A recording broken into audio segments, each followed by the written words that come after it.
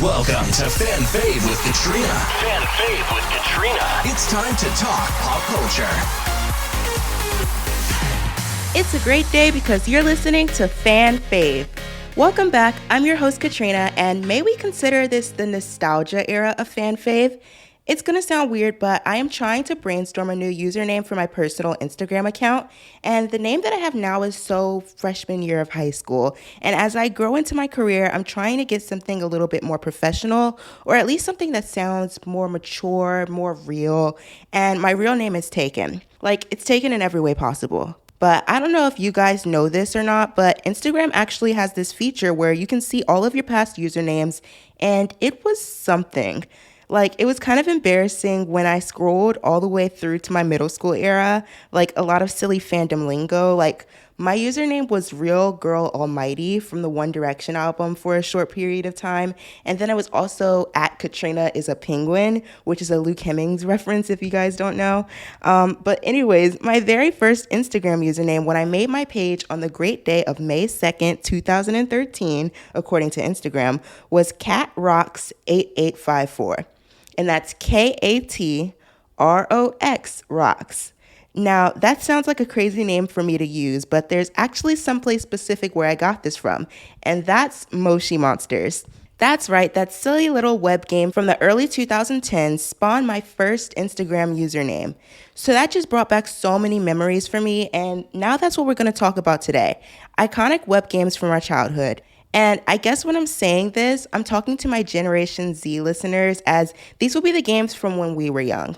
But first, let's do a quick pop recap to discuss all the things in entertainment that I have not been able to stop talking about since the last time I spoke to you all on this podcast. Is pop recap just a secret way for me to talk about Taylor Swift every episode, or is she just that iconic? I was talking to my mom about this because she's a huge Swiftie like me, and she also works in the entertainment industry, and we were just talking about how great of a businesswoman Taylor is and just how genius her team is in general. So the latest activity from Miss Swift is that she announced her Eras Tour movie. Now, us Swifties knew she was recording at her LA shows, and she has released concert films before, but this is different. This time, she's going to movie theaters. And I mean, it's just so genius because I was reading this article earlier about how Taylor is bringing traffic to the theaters during a time when there's no real big movies coming out. The Eras Tour film is going to premiere on October the 13th, of course, and the Swifties are about to pop off at the theaters. Like, I cannot wait. Like, if you thought that Doll movie brought out the themed crowds because everyone was dressed in pink and looking all cute, wait until you see the Swifties.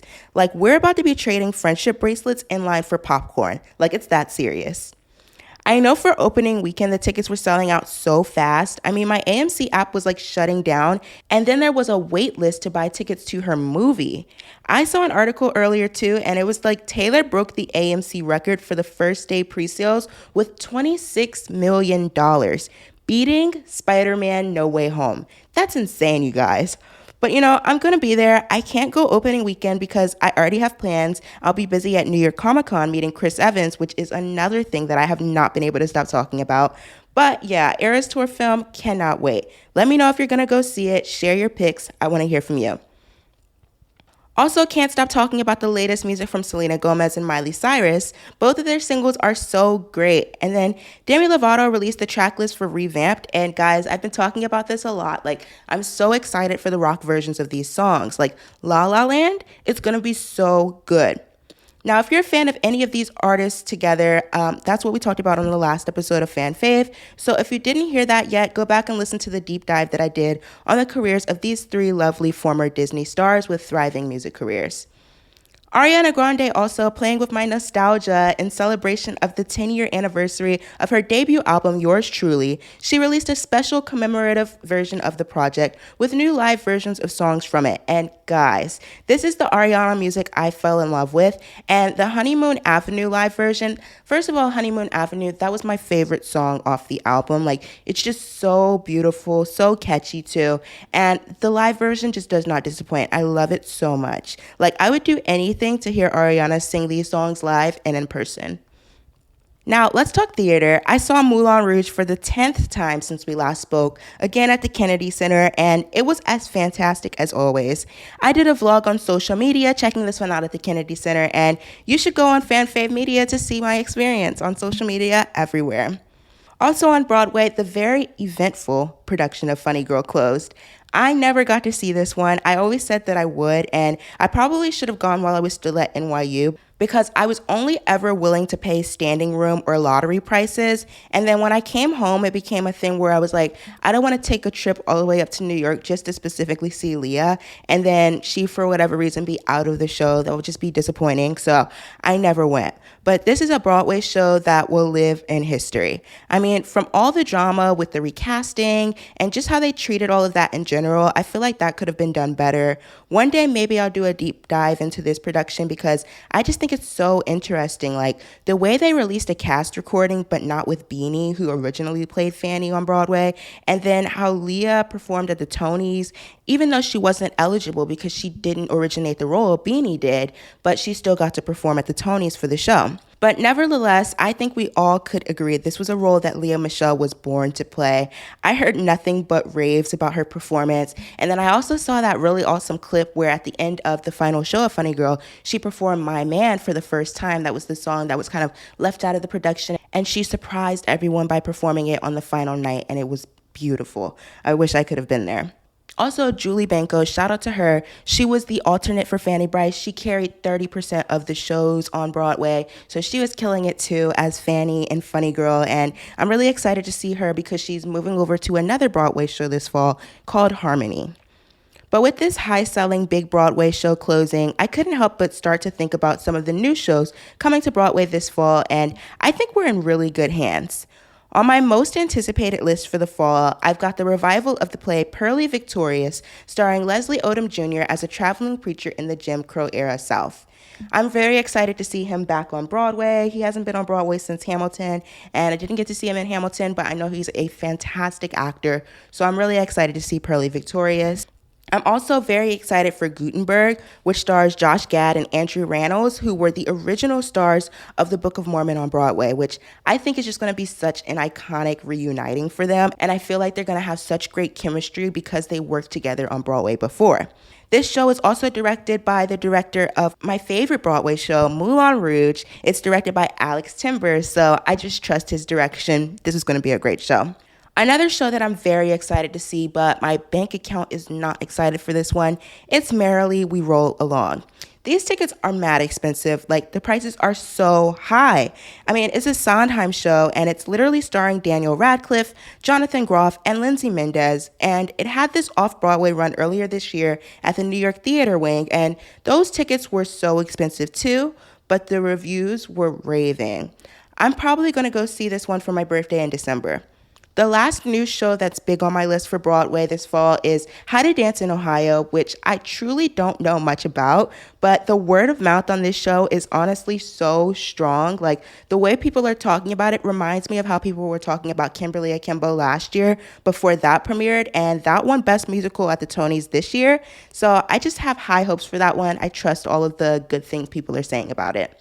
Some other kind of older Broadway stuff that I'm excited about for the fall. One, the National Tour of Company, because I didn't get to see it when it was on Broadway. And so many people I know have said this is their favorite show that they saw on Broadway. So I got to see it.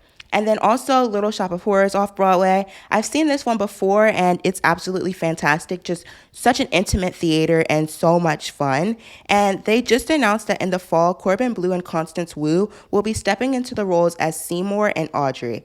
That's going to be so good. Like, I've got to be there. Now, in television, I have successfully avoided watching this show for many, many years, but I think I'm going to finally watch The Bachelor.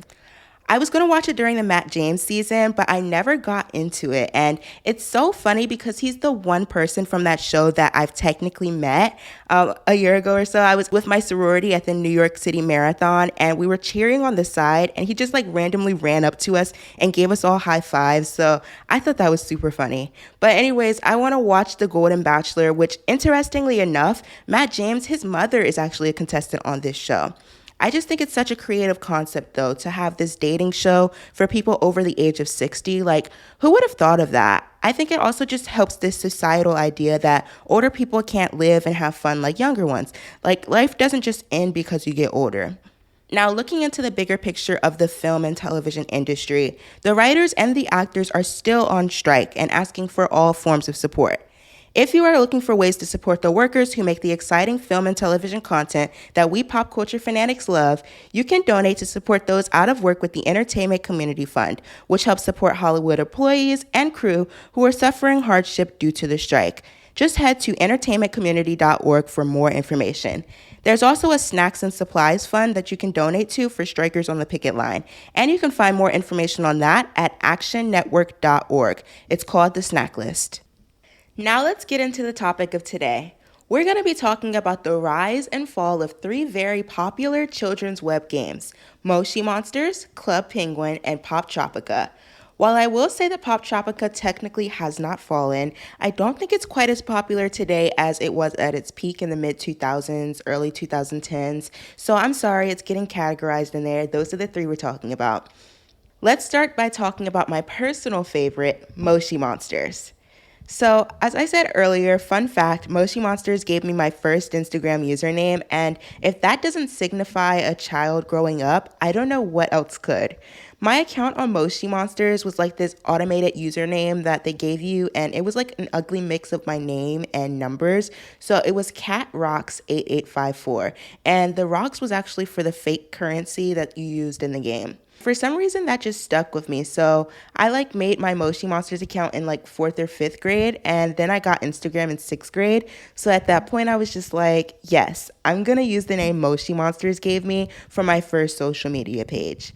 But yeah, I lived on Moshi Monsters when I was a kid. It was like Moshi Monsters school, then more Moshi Monsters. But anyways, Moshi Monsters was launched in April of 2008. That was 15 years ago, you guys. It was a multiplayer online role-playing game where you basically choose your own pet monster and then get to go on quests throughout a city. The game was actually developed by this entertainment company called Mind Candy, and it was led by Michael Acton Smith. And I mention him because, fun fact, he actually is also the creator of a pretty popular app right now that's geared to adults, and that's the meditation app Calm. And I also find that interesting because in interviews, he describes the app as a venture that can't fail in the same way that Moshi Monsters did, but I'll get into that a little later. Within a year of launching Moshi Monsters out of the UK, 10 million players were registered. So it was a pretty quick hit among kids around the world, and by the time of its closing, it had garnered 80 million players in 150 countries. I mean, Moshi Monsters was huge, you guys. I don't know if you remember, if you were on it or not, but it was like a big deal. Everyone in my elementary school classes had it. In an interview with HuffPost, Michael Acton Smith described the success of this game as being similar to what Disney had been doing for cartoons and films, but on a different platform. He says the look of the characters and cuteness, the stories they tell, the names and how the whole piece fits together, they all play a part in a child's interest in the game. So looking more into the gameplay, you basically adopted your own little monster. They had different options for you to choose from, like a core of 6 characters, I think. And then you could customize them further with their color and their fur and their clothes. But basically Moshi Monsters was like this mashup between an interactive world that you could explore and a pet care game. You had to feed and upkeep your monster, or else they would get in a sad mood each day you didn't log on to take care of them, which I think is a genius way to manipulate kids into being addicted to playing the game, because you kind of give them this incentive where if they play your game more, they are rewarded. There were also daily challenges and mini games integrated into the app, and by playing these, you could win rocks, which was the currency of the game. You could use these rocks to decorate your Moshi Monster's home and give them clothes. Your monster lived in what was called Monstro City, and it was this interactive world aspect so you could connect with other people and chat with people in the real world through their monsters. I remember everyone in my class in elementary school that had Moshi Monsters, we would kind of get on there and chat because there was this pin board feature where you could leave messages for each other, and in this way it kind of almost served like a social media because you could customize your profile and add friends, you could update your status, and you could even decorate the home your monster lived in and make it your own so when your friends came to truly visit you had something to show off. The Moshi Monsters game proved to be a massive success, though. They sold toys, books, a magazine, Nintendo DS games, music albums, and they even got a movie. That flopped, but it still happened. But the game was not without its controversies, and it's so funny to me, you guys. Moshi Monsters got into legal trouble with Lady Gaga. Let me explain. Basically, as I mentioned, they had these music albums, and then also in the Moshi world, they had these different moshling characters that were obvious parodies of pop stars from that time. Like they had Dustbin Beaver, who was obviously Justin Bieber, and then they had Banana Montana for Hannah Montana, Harold Sniff for Aerosmith, the Gronas brothers. I mean, I can go on and on and on. But anyways, they had this character called Lady Gugu, who's obviously Lady Gaga. And in the game, she was assisted by Simon Growl to make hit music, which the Moshi Monsters brand would actually officially release. So she had a song called Peppy Razzi, which was an obvious parody of Lady Gaga's song Paparazzi. Lady Gaga did not like that, you guys. So they went to court, and it ultimately resulted in Moshi Monsters wiping the songs from everywhere, and they changed the character's name from Lady Gugu to Baby Rocks. They also faced controversy from the Advertising Standards Authority in the UK for having messaging that seemingly pressured children into feeling like they needed to buy all of the different paid elements of the game, which a lot of the elements did cost money. There were a lot of paywalls, like the moshlings cost money, and those were like a huge collection item, and then you could pay a monthly fee to be a member and access exclusive areas in the Moshi Monsters world. So what killed Moshi Monsters, you might ask? At face value, Adobe Flash. In 2019, Moshi Monsters announced they would be defunct at the end of the year due to the end of Adobe Flash Player, which Adobe got rid of in 2020. While they could have probably reworked or rebuilt the game on a different system, the reality is there was also no place for Moshi Monsters anymore. Their original audience that kind of blew them up was starting to grow up. Like I said, I pivoted from that game to using social media more. And then in general, you had this big boom in like 2013, 2014, where everyone was pivoting to playing phone games. That was like the big new industry, and Moshi Monsters never really successfully pivoted into grasping that new audience over there well, so they started to lose a ton of money, resulting in massive staff and budget cuts. And then, as I was saying earlier, the creator of Moshi Monsters himself, Michael Acton Smith, he said he learned from the fall of Moshi Monsters. He told BBC recently how Moshi Monsters grew very fast and came down very fast after kids moved on. He said that his new and highly successful app Calm is not the fickle world of entertainment, and it's going to be around tomorrow, in a year, a decade. Why? Because he says that stress is not going away. And I just thought that's so interesting because if you think about it, he's right. Kids can lose interest in something quickly, like that silly little Monsters game on the web, but stress management is something that we are always, unfortunately, going to need. And now he's got this billion-dollar meditation app from that thinking. Now, Moshi Monsters has been defunct since December 2019. However, fans recreated the game on a different platform for people to still use, and this is called Moshi Monsters Rewritten.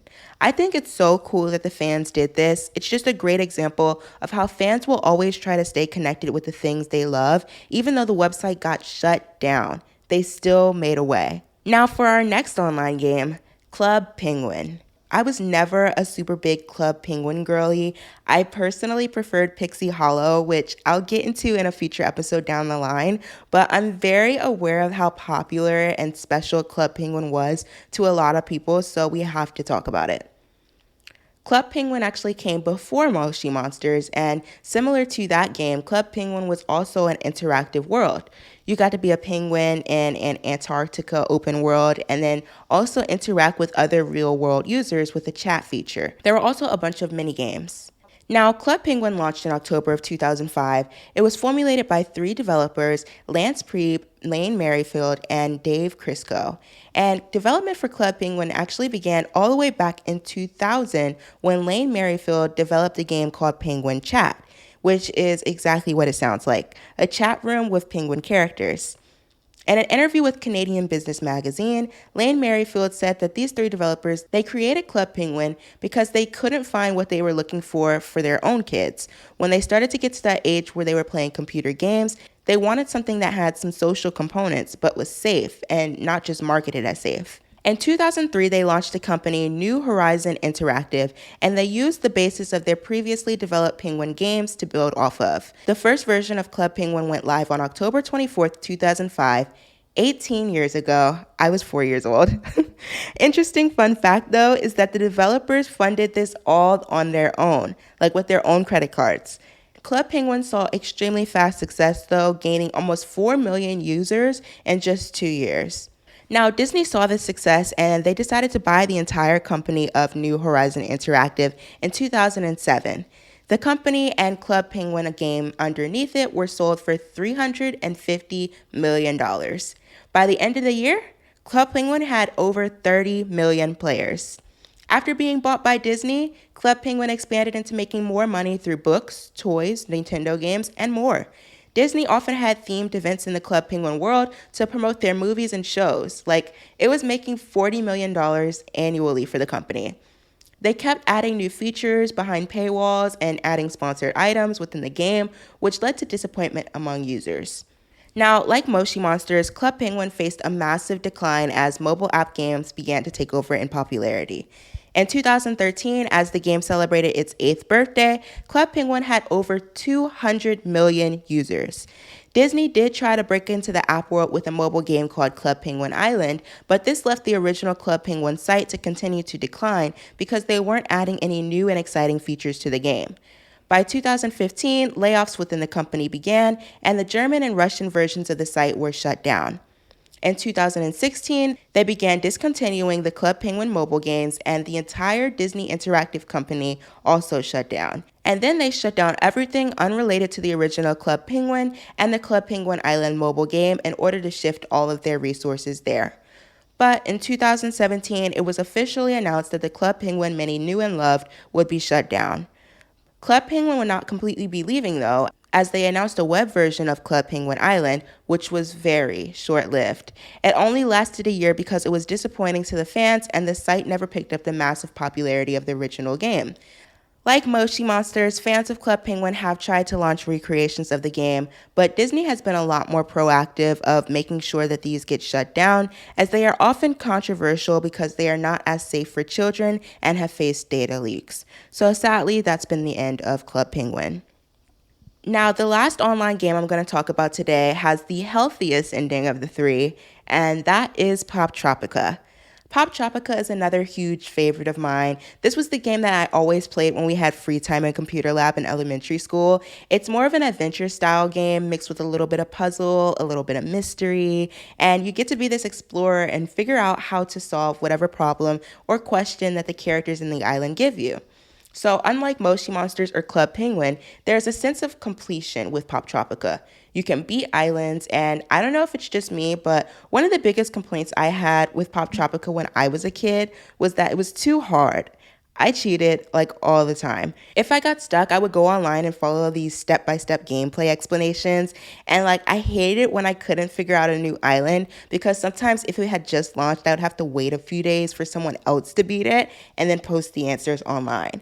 And I think that's why Reality Show Island was one of my favorites, because once I got the cheat on how you could get on that show, I just memorized that and would play the mini games on the show over and over again. There wasn't really a puzzle to it for that island. It was just fun. But let's learn a little bit about the history of how this game came to be. Poptropica was developed by Pearson Education's Family Education Network, which, by the way, you probably have a textbook that's been published by Pearson before. It probably makes sense that Poptropica was developed by an education company. I feel like even though it wasn't really educational, it at least got the brains going for us kids, right?